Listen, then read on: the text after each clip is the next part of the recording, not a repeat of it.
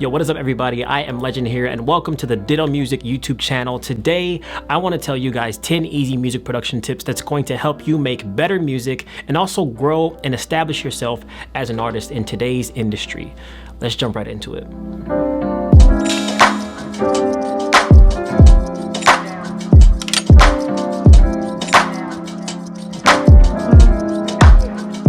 If you're watching this video, chances are you're a musician and you want to have your music heard.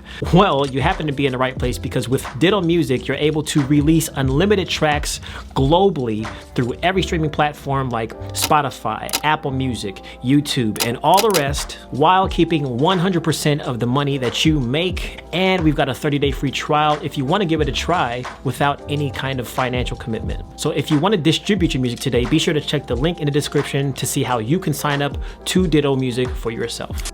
Tip number one is going to be the basic gear that you need to get started. I think a lot of people, when they first start out, they make the mistake of buying just the most expensive gear because they assume that the more something costs, the better results they'll get when they make their music. But what they don't realize is that a lot of this gear requires expertise to use and really dial in. So I have seen people personally with multi-$1,000 studios, but their music still sounds like they recorded it in a garage. I would say that one of the most important things that a beginner wants to look for is a good solid computer.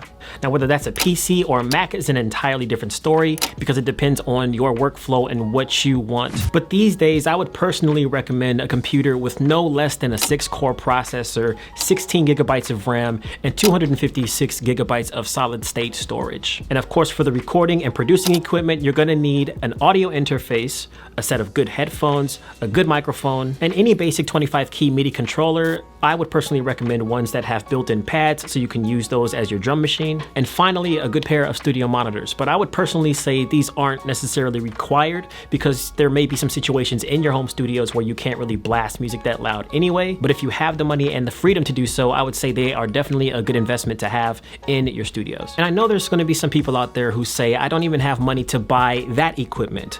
Well, these days, even the very phones in your pockets are very good music production devices with multiple apps that you can use to produce music like GarageBand and BandLab, and mobile recording apps like Isotope Spire, which has a whole host of features built into it so that you can get some professional audio even from your phone. Next up is your room's acoustic treatment.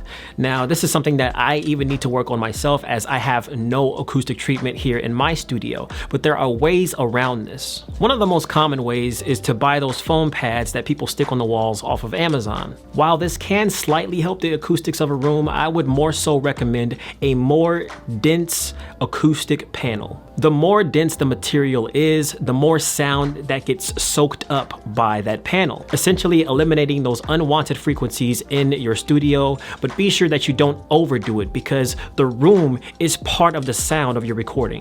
When you overtreat your room and you put panels everywhere, you just cover the entire wall, it sounds more like it's like a very muted, warm tone, and it kills your higher frequencies, but that's not what you want to do. Any good recording has a broad and balanced dynamic range from those higher frequencies to the lows, so make sure you don't overtreat. You can also use things like the Chaotica Eyeball, which is sort of a mobile dampening device that you just hook onto your microphone, and it acts as if you're in a soundproofed room. This is a really great alternative option for somebody who doesn't have the money to totally soundproof their entire studio, but they still want to have some level of isolation with their vocal. Not perfect, but it's also not bad to have.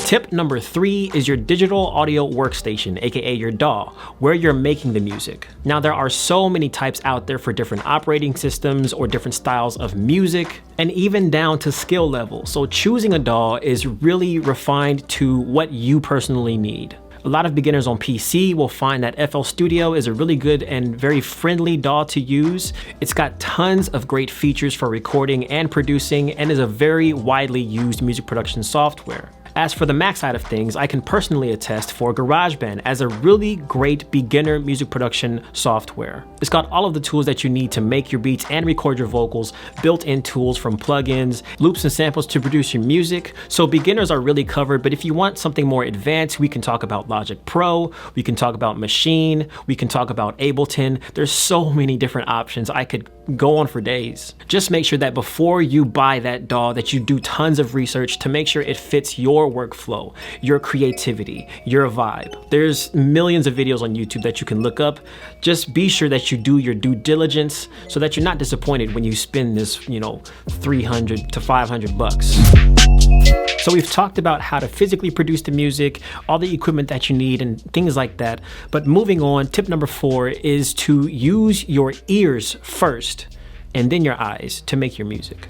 And this is one of my personal favorites because it's how I literally taught myself how to make music. I never took lessons on how to play keys and things like that. I just learned from using my ears. The reason I bring this up is because when most new producers get a new plugin or a new DAW that they're using and it's got meters in it, like they want everything to be in the green zone 100% of the time, what you have to do first is trust your ears and listen to the audio. If it sounds okay, then you can go and reference your meters to see if there are things that you can change, but you don't want to overcorrect something that doesn't need to be correct in the first place. First, listen to how it sounds, and then if you have some distortion or things like that, you can start to adjust and look at your visual metering to see what's really going on in your audio.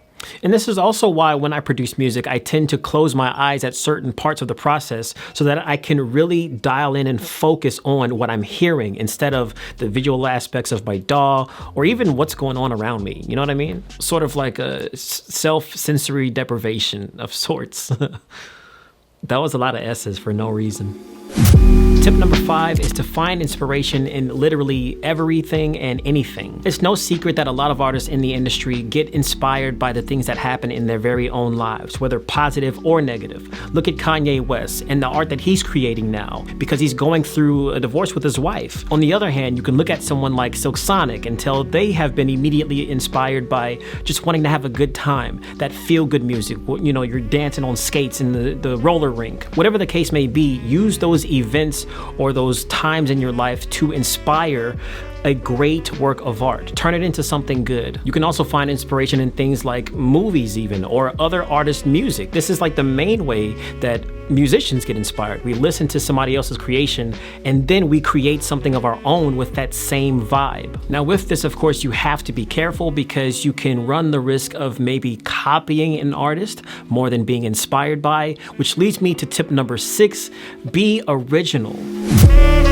The thing about being inspired by another artist or trying to replicate a sound that someone else has made and turn it into your own, as we say, is we run the risk of literally copying that person instead of being our own. And so with the way that you gather your inspiration, just be sure that you're experimenting, you're trying new things that are true to who you are as an artist, as a musician. Implement a bit of your taste and your character into your music production or into how you process your vocals. I feel like the artists that really succeed are the ones who are able to balance their inspiration with their own originality. So you have to find the perfect sweet spot between the two. But the only way to do that is to literally try new things, experiment, and sometimes make a fool of yourself. You'll make some bad music, trust me, I have, but it will all pay off in the end, I promise. On to tip number 7, which is less is more. This is also a thing that I think gets overlooked by a lot of beginner music producers because they think that, when they're making a song, in order to make it better, we just add more instruments, add more vocals, add more processing. That's not the answer. You want a good balance. And sometimes that balance means you literally have less going on. You don't always need a million layers of instrumentation going on in your songs. You don't always need 46 stacked vocals for your harmonies. That's something I'm very guilty of. I love a good stack of harmonies. Sometimes dialing things back a little bit can help you achieve that perfect sound that you're actually trying to go for. As an example, I have some songs that have tons and tons of vocal layers going on because it's meant for that song. There's supposed to be a lot going on in the chorus. But there have been other times where I chose to go with a more chilled out and laid back approach to my music and vocal production. I had, 1 or 2 vocals in my song. I had maybe 4 instruments total, but the overall sound was still very effective and the song was still catchy because everything else, like the melody or the processing of the vocal, is what really made the song shine. I think I'll take a chance at the lotto. My resolution to get that Murcielago. Now learning the overall balance of creating a song. How many plugins should I add? How many vocals should I add?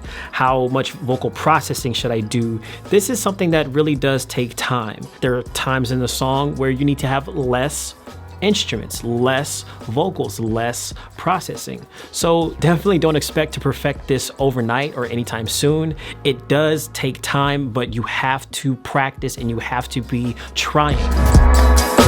Tip number 8 is a music production specific tip, and that is don't be afraid to use loops and samples in your songs. I see a lot of people, a lot of producers out there giving hate to new music makers who use loops and samples to get started making music. Don't ever let somebody make you think that if you produce your music using loops and samples, whether it's a drum or a melody, that you're any less of a music producer or a music maker than they are. We are here to express ourselves, so don't be afraid to use those loops and samples from those websites, because really that's the perfect way for a beginner to start in the first place. Especially if you don't know how to play an instrument, you don't know how to play the keys or use the drum pad too much, loops is the best way to do it. So don't be afraid to use those.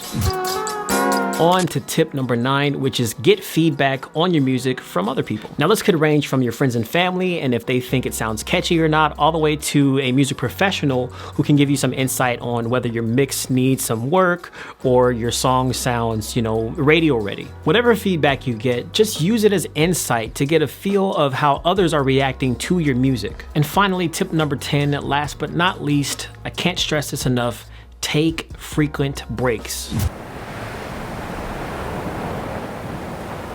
A few things that tend to happen when you don't take breaks in the studio is, number 1, you get ear fatigue. Sometimes when you're listening to a song for a long period of time, you can start to get really nitpicky about it because you're being overly critical. You get to a point to where you start trying to find all the problems in your music. On the creative end, sometimes when you're writing or producing the music itself, if you sit there for too long, your creative juices are going to get drained. So when you try to just pile on more hours, more work, let's really try and finish this song today, you're doing yourself and the music a disservice because you're not allowing it time to breathe. We always need to be able to take a step back and do something else outside of our music so that we can kind of reset our brains. That way, whether it's a day later or a week later that you come back to that song, you have a fresh set of ears so you can listen to it again, and usually you realize just how good or how bad it sounds, and you can adjust accordingly. And if you guys find any value in this video, be sure to leave a like down below, leave a comment if you have any questions or comments, and subscribe if you're not already subscribed to this YouTube channel so that you can be notified of every future video that we release here.